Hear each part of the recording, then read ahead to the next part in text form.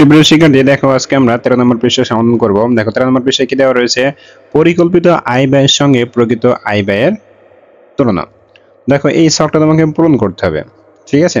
তো এখানে আয়ের খাত, সম্ভাব্য আয়, প্রকৃত আয়, ব্যয়ের খাত, পরিকৃত ব্যয় আর উদ্বৃত্ত বা ঘাটতি, সেটা তোমাকে এখানে লিখতে হবে। তো চলো আমরা এক নজরে এটার অ্যান্সার স্ক্রিপ্ট দেখে আসি। তো দেখো এটা আমি দিয়ে দিয়েছি সম্ভাব্য আয় এবং ব্যয়ের খাত। তো এই বরাবর দেখো সম্পূর্ণ টাকা দেওয়া রয়েছে।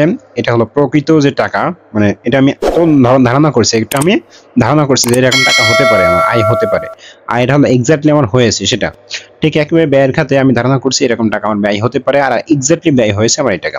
তো দিন শেষে আমার উদ্বৃত্তপত্র এটা হয়েছে। এখন দেখো এখানে উদ্বৃত্তপত্র হবে কত, 3050 টাকা। এটা কিভাবে, এই দেখো এই প্রকৃত আয় এবং ব্যয়ের যদি তফাৎ করি তাহলে আমার থাকবে কত, 3050 টাকা। তো এটা কিন্তু তোমার মূল যে আর কি উদ্বৃত্ত, সেটা আশা করি এটা বুঝতে পেরেছো। তোমরা চাইলে এই উদ্বৃত্ত এটা এখানে যোগ করে দিতে পারো বা নাও দিতে পারো, কোনো সমস্যা নাই। এবার দেখো এখানে বলা হয়েছে কি, দেখো এখানে বেশ কিছু প্রশ্ন দেওয়া রয়েছে। সম্ভাব্য আয়ের সঙ্গে প্রকৃত আয়ের তুলনা করি, কোনো পার্থক্য থাকলে তার কারণ খুঁজে বের করি। তারপর বলা হয়েছে কোন কোন খাতে পরিকল্পিত ব্যয়ের সঙ্গে প্রকৃত ব্যয়ের পার্থক্য অনেক বেশি, কারণ খুঁজে বের করি। ব্যয় কমিয়ে কিভাবে সঞ্চয় বৃদ্ধি করা যায় তার উপায় খুঁজে বের করি। আর সর্বশেষ ব্যয় কমানোর একটি পরিকল্পনা তৈরি করি। তো চলো আমরা এটার একটা অ্যান্সার স্ক্রিপ্ট দেখে আসি। দেখো এখানে দিয়েছি সম্ভাব্য আয়ের সঙ্গে প্রকৃত আয়ের তুলনা করে দেখা গেল প্রকৃত আয় 3050 টাকা বেশি হয়েছে, কারণ চিকিৎসা ব্যয়, খাদ্যের ব্যয় ও অন্যান্য ব্যয় তুলনামূলক কম হয়েছে। এরপর দেখো খেয়াল করো, পোশাক, পরিবহন, পরিবারের বিল খাতে পরিকল্পিত ব্যয়ের তুলনায় প্রকৃত ব্যয় বেশি হয়েছে, কারণ পোশাকের ও পরিবহনের মূল্য বৃদ্ধি এবং পারিবারিক বিল যেমন গ্যাস, বিদ্যুৎ ইত্যাদি বিনা প্রয়োজনে ব্যবহার করা। তারপর দেখো যেসব খাতে পরিকল্পিত ব্যয়ের তুলনায় প্রকৃত ব্যয় বেশি হয়েছে ওইসব খাতগুলো থেকে ব্যয় কমাতে হবে। এছাড়া বেশি প্রয়োজনীয় জিনিস ছাড়া অযথা কেনাকাটা থেকে বিরত থাকবো।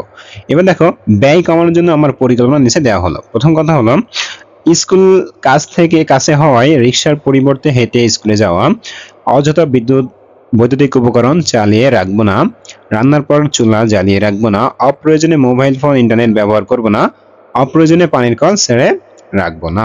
তাহলে আশা করি এখানকার যে কাজগুলো সেটা খুব বুঝতে পেরেছো। এবার আসলে দেখো একক কাজটা একেবারেই খুব সহজ, আমি বলে দিই। বলা হচ্ছে এখন থেকে প্রতি মাসের শুরুতে মাসিক পারিবারিক বাজেট প্রণয়ন করো, আর্থিক ডায়েরিতে সারা মাসের আয় ব্যয়ের হিসাব লিপিবদ্ধ করো এবং বাজেট পরিকল্পনার সঙ্গে পৃথক আয়ের তুলনা করো। প্রতি মাসের শুরুতে আগের মাসের হিসাব শিক্ষকের নিকট জমা দাও। তো এই কাজটা পুরোটাই আমি তোমাদেরকে বলে দিই। এতক্ষণ যেটা করলাম, দেখো প্রথম হলো এরকম আমরা একটা করে মানে পূর্বের পার্টে আমরা যেটা করেছি আর্থিক ডায়েরি তৈরি করছি। তো এটা আমাদের প্রত্যেক মাসে করতে হবে যেভাবে করিয়েছি। তোমরা পূর্বের ভিডিওটা দেখে নিবে, নিচে ডেসক্রিপশন বক্সে লিংক দেওয়া রইলো অল পার্ট নামে। এবং দেখো এটা আমাদের সম্ভাব্য হিসেবে ধরে নেওয়ার পরে এবার এখান থেকে প্রকৃত আমরা যেটা ধরছিলাম, অর্থাৎ ওখান থেকে যেটা ধরছিলাম সেই আয়গুলো এই বরাবর দিব, আর প্রকৃত এক্স্যাক্টলি আমাদের আয় কত হয়েছে সেটা আমরা এই বরাবর দিব। ঠিক আছে?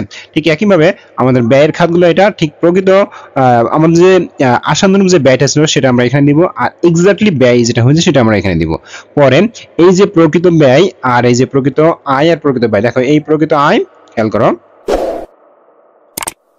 এই যে প্রকৃত আয় এবং প্রকৃত ব্যয় এই দুইটার ভিতরে বিয়োগ করে এখানে আমরা জাস্ট উদ্বৃত্তটা কি করব, বসাবো।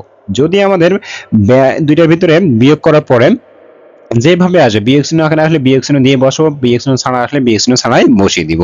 তো এইভাবে জাস্ট আমরা এখানে কি করব, উদ্বৃত্তপত্রটা বসিয়ে দেব। এক ক্ষেত্রে প্রকৃত এখানকার আমাদের আশানুরূপ আয়টা হবে আর এখানে প্রকৃত আয়টা হবে, আর এখানে ঠিক একইভাবে আমাদের আশানুরূপ ব্যয়টা হবে, এখানে প্রকৃত ব্যয়টা হবে। আর সর্বশেষ এগুলো যোগ করার পর এখানে আমাদের এক্স্যাক্টলি যে ব্যয়টা বা উদ্বৃত্তপত্র বা ঘাটতি যেটাই হোক না কেন সেটা আমার এখানে দিতে হবে। তো আশা করি এই একক কাজটা খুব সুন্দরভাবে বুঝতে পেরেছো। আমি তারপরে তোমাদেরকে একটু দেখিয়ে দিচ্ছি। দেখো এই যে আমরা আর্থিক ডায়েরি তৈরি করছিলাম গত পর্বে, এই আর্থিক ডায়েরির আলোকে তোমরা সুন্দরভাবে লিখবা। লেখার পরে এই পর্বে আমরা যে প্রকৃত ব্যয়ের যে আয় ব্যয়ের যে তুলনা করলাম সেটা আমরা এখানে লিখছি, সেটা তোমরা জাস্ট লিখে দিবে। এইভাবে তোমাকে মতো এটা তৈরি করতে হবে। তো আশা করি এটা খুব সুন্দরভাবে বুঝতে পেরেছো। আজকের ক্লাসটা এই পর্যন্ত, পরে শুরু করবো আমরা 14 নম্বর পৃষ্ঠা থেকে।